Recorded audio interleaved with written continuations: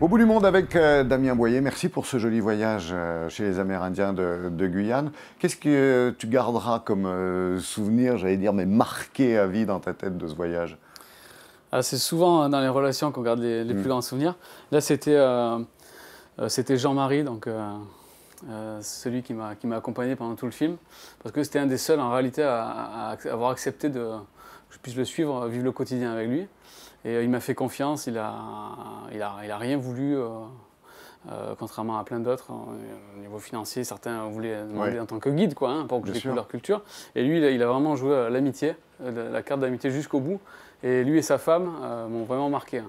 Oui, et je pense que du fait, tu as gagné en authenticité. Je veux dire, ce qu'on ressent et ce qui se passe très bien dans cette aventure, parce que c'en est une quand même, c'est cette relation vraie avec les gens. Ouais, et ça, c'est certainement inscrit grâce à cette amitié, non, à cette relation qui n'est pas argentée. Oui, exactement.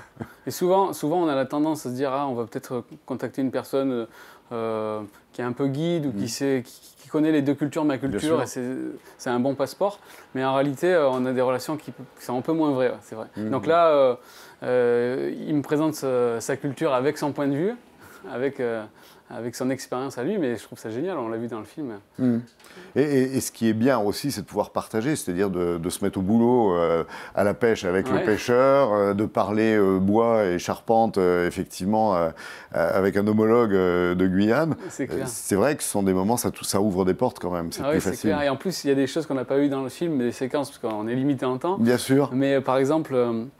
Jean-Marie, c'est aussi le postman, c'est le postier du village. D'accord. Donc il a même une casquette qu'il lui a donnée la poste. Et il fait de façon bénévole, volontaire, avec sa femme, la tournée de tous les villages du coin pour donner les courriers à chacun. On a l'impression que tu fais ça avec une grande facilité, sans avoir jamais peur de rien. Jamais une crainte, non? Toujours. Si, il y en a plein. Allez. C'est parce qu'on fait le cacou un peu à la caméra. Mais non. Mais des fois, il y a des complications. Par exemple, dans la séquence où on découvre cette histoire d'orpaillage avec les militaires, ça commence à s'échauffer, on le sent. Derrière, je me suis fait attraper, j'ai eu des problèmes avec les gendarmeries. C'était très compliqué. On s'est vraiment demandé si on allait devoir quitter les lieux ou pas. Heureusement, on était en très bonne relation avec le chef, le Tamoussi. Et c'est pour cette raison qu'on a pu rester, parce que je me suis assis à côté de lui pendant la fameuse réunion. Bien sûr. Et les gendarmes qui sont venus me prendre pour me faire partir, ils ne savaient plus quoi faire, parce qu'on est entre deux réglementations, la réglementation française, la loi française, et la loi tribale qui est vachement respectée. Et oui. Et donc ça m'a sauvé là, sur le film. Donc des fois c'est un peu tendu quand même. Qu'est-ce qui fait qu'un beau jour, quand même, tu as eu cette soif d'aventure? Ça, je pense que ça vient depuis longtemps déjà, le désir de vivre des choses un peu différentes. Mais je me rappelle particulièrement, j'étais charpentier avant et je me retrouvais sur un toit. C'était un centre-ville d'une ville au sud de la France. Et c'est assez marrant parce qu'en centre-ville, vous entendez toutes les discussions, un peu dans le bois, c'est un peu confondu. Et je restais toute la journée et je voyais les schémas, les gens venir, se déplacer, ils faisaient toujours les mêmes mouvements. Et je me suis dit, mais purée, est-ce que c'est pas ça que je suis en train de vivre? Je fais toujours la même chose, j'ai l'impression que je suis toujours à fond, mais je ne sais pas vraiment où je vais. Et je me suis posé la question, est-ce que c'est pas le moment de ta vie? J'étais célibataire à l'époque, c'était assez facile pour moi de bouger. Est-ce que c'est pas le moment de ta vie où tu dois aller réfléchir ailleurs, prendre du temps? Qu'est-ce que tu veux vivre pour la suite? Et c'est un peu ça qui m'a poussé à vivre des aventures. Et depuis, tu as l'impression d'avoir fait le tour de la planète et d'avoir envie d'un peu de repos, où tu te dis, mais non, il y a encore 12 000 choses à voir. Ouais, j'ai l'impression que je découvre que je ne connais vraiment rien, ça c'est clair, et qu'il y a vraiment tellement de culture, mais en même temps que je connais vraiment rien, en même temps je me dis il y a tellement d'amis partout possible, d'amitié. Oui, tu te dis pas il y a des endroits interdits parce que là, oulala, je vais être mal reçu, etc. Tu as enlevé tous les a priori sur, j'allais dire, les peuples et les territoires. Après, je reste un être humain avec mon expérience et j'ai une vision biaisée des choses. Mais j'essaie de me dire, il y a des bonnes choses partout et des hommes et des femmes qui ont de l'expérience qui peuvent m'apporter. Non, parce que souvent on nous dit, mais pourquoi vous allez là-bas, c'est dangereux, etc. Oh là là, vous allez être mal reçu. Mais en fait, partout, il y a des gens qui ont envie de nous accueillir et qui ont envie de partager des choses. On est d'accord, non? C'est clair.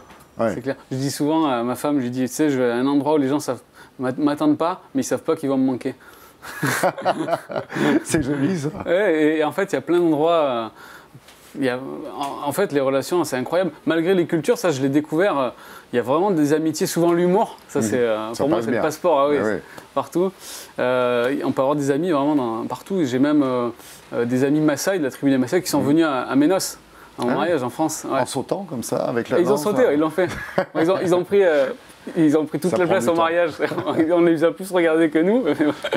Non, mais c'était incroyable de voir que l'amitié, elle pouvait perdurer, plus qu'un film. Mais c'est vrai que tu parles des Maasai, j'ai des souvenirs d'agressivité. Souvent, c'était à cause de rapports d'argent, quoi, aussi. Ouais, ça, et c'est un peu partout dans le monde, quand même. Ça, c'est clair. Ouais, j'ai vu de l'Himalaya à l'Amérique centrale, en Afrique noire. J'ai pas vu beaucoup de choses, mais ça, c'est un problème. L'argent, en fait, on porte le visage d'une société qui a abusé, tout ça. Et ça, c'est super difficile. Moi, à chaque fois, je sais que je vais avoir ce combat. C'est de leur montrer que je ne suis pas porteur d'un passé dont je ne suis pas responsable. Bien sûr. Mais je suis un être humain comme eux, j'ai rien choisi, je suis là, limite, dans un pays confortable, tant mieux pour moi. Mais voilà, T'as l'impression d'aller tendre une main ? Non, pas du tout.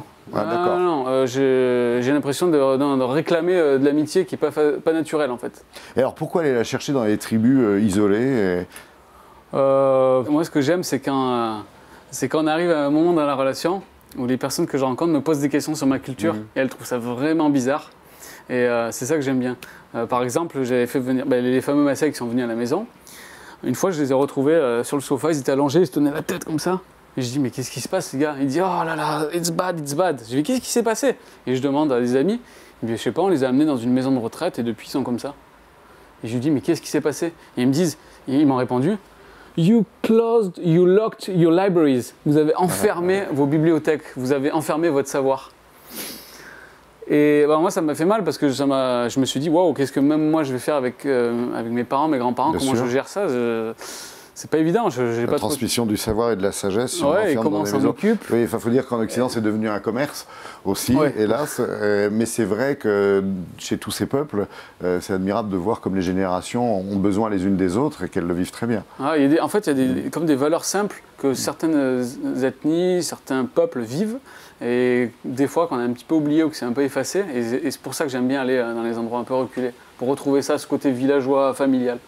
Et ça fait 6-7 ans maintenant que tu voyages d'une tribu à l'autre, comme ça, tu t'arrêteras jamais. Allez, qu'est-ce qui peut t'arrêter? Qu'est-ce qui peut m'arrêter? On m'a dit, quand j'allais rencontrer ma femme, j'allais m'arrêter. Elle est partie avec moi 2 mois après, donc ça n'a rien changé. Non, je sais pas, quand on aime rencontrer les êtres humains et avoir des amis, pourquoi s'arrêter? T'es venu avec... Qu'est-ce que tu m'as ramené là? C'est un livre. Ah, lequel? Ça, c'est un livre qui me suit partout. Tiens. Moi, je l'appelle la lettre d'amour. Certains l'appellent la Bible. Et c'est un livre, en fait, qui m'inspire énormément quand je voyage ou quand je suis ici. Je vais voir. Il est un peu abîmé, un peu froissé. Eh oui, avec plein de petites annotations. Je fais attention, je ne lis pas, c'est très perso, il y a des notes. Mais... C'est vrai qu'effectivement, on voit qu'il sert. Je veux dire, on voit qu'il y a des notes, la pochette est un petit peu usée, mais t'en changeras jamais. Bon, on verra, quand j'arriverai plus à lire, c'est bon. Non, et depuis toujours? Non, pas depuis toujours. Depuis une expérience que j'ai faite quand j'étais adolescent, où j'ai rencontré des gens qui étaient croyants, qui croyaient en Jésus-Christ. Je trouvais ça un peu bizarre. Pour moi, la religion, ça ne m'a jamais trop parlé, ça ne me parle toujours pas d'ailleurs. Mais j'ai rencontré des gens de foi qui vivaient des choses que je voulais vivre, et qui arrivaient à pardonner des choses incroyables, qui arrivaient à être aimants. Et j'ai dit, mais c'est pas possible, d'où vient cette inspiration? Et c'est comme ça que je me suis intéressé, et j'ai commencé à lire ce bouquin. Et d'un livre, il est devenu vraiment une inspiration. C'est pour ça que je l'appelle lettre d'amour de Dieu envers moi. Donc voilà. Tu nous as emmenés au bout du monde. À chaque fois que tu pars au bout du monde, tu reviens chez toi. Chez toi, c'est le Vercors, c'est ça? Voilà, c'est la Valence, dans le Drôme. Et alors, le charpentier a construit sa maison en bois? Oui, je l'ai fait. Je l'avais promis à ma femme, je l'ai fait. Bois et paille, en ballot de paille. Bois et paille. Ouais. Et donc, tout ça, c'est aussi issu des voyages? Il y a des choses ou techniques, ou apprentissage, enseignement, on va dire? Oui, c'était mon métier à la base. Mais après, de voir d'autres techniques, on se dit, il y a plein de choses de possibles. Ouais, c'est bien sûr que ça donne des idées. Bon. Merci Damien, en tous les cas, où que tu ailles, reviens vite avec tes images, tes impressions. C'est un bonheur de parler avec toi de ces différents bouts du monde. On se retrouve la semaine prochaine pour d'autres rêves, pour découvrir d'autres horizons. Très belle semaine, ciao.